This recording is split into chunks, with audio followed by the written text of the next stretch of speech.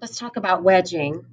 Um, I'm over here at the wedge table, and really the first thing that you need to do is just make sure you have a clean surface for wedging. So I've got these plastic cutting knives around over here, and you just take this and you can scoop up and kind of sweep off your area so you don't wedge anything funky into your clay.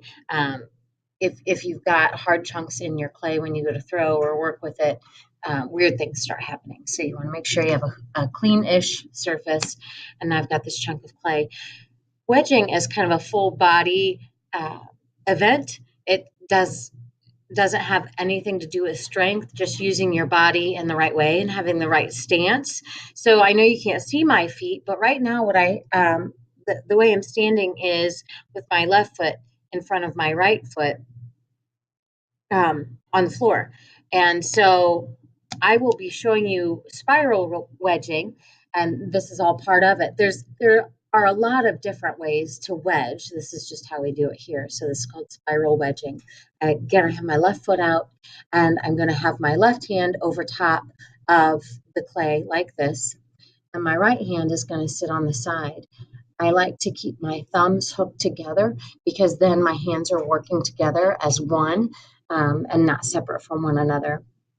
The power is kind of coming from my palm of my left hand, and that's what I'm going to be using to push this forward and down. And what I say to people is just nudge the clay. You're not trying to smear it out onto the entire surface, but you're just nudging it forward. Your right hand goes along with it. And what happens is your right hand helps you get this clay off into the side here. So I've got my little print in here. That's where I nudged it forward. And my right hand's not really pushing. It's just going along for the ride, but it helps me turn it up here at the front. I'll do this from the side too in just a minute.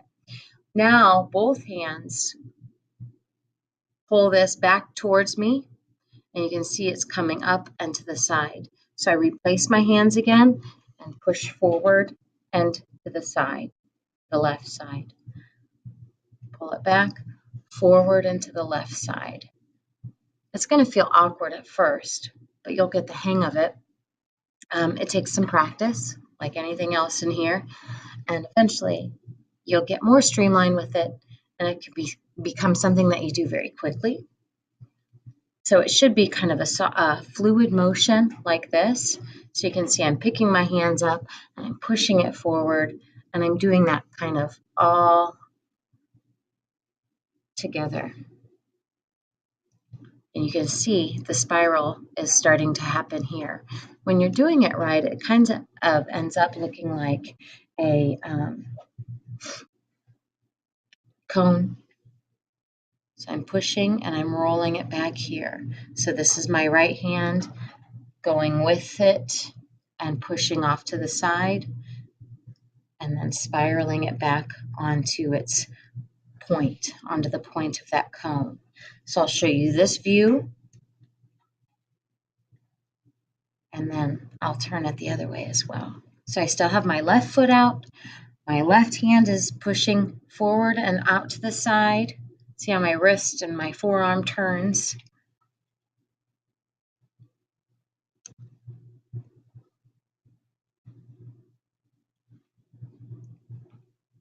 Okay, so that's the one view. And let me turn this way. I'll show you this view as well.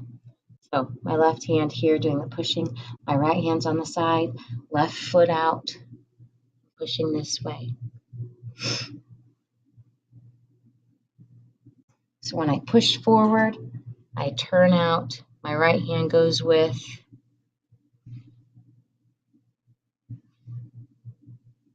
How do you know when you've wedged well enough? What I tell people is if you count this as 1, 2, 3, then you count to 30. That's a pretty good number to get to, as long as you're getting this spiral wedge here. Be careful not to push it too far forward, because then if you pull this back and push it down, you're going to just create air pockets instead of remove them. And that's why we wedge, is to make sure that the clay is mixed up very well and to also make sure there are no air pockets in it. Air pockets are a problem, especially when you're throwing. We don't want air pockets to be in the kiln when pieces get fired. Any little areas of empty air when going into the kiln can heat up really fast and can blow sides off of your piece. So wedging is very important before you do anything with the clay in here. This is always the first step. So forward and to the side, forward and to the side. And just a little nudge so that when I come back here, it's just scooching it forward, wedging it into itself.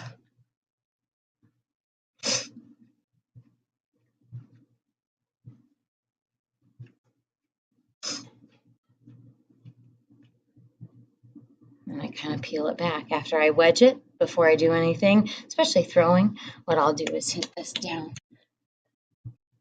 into the, you got a wedge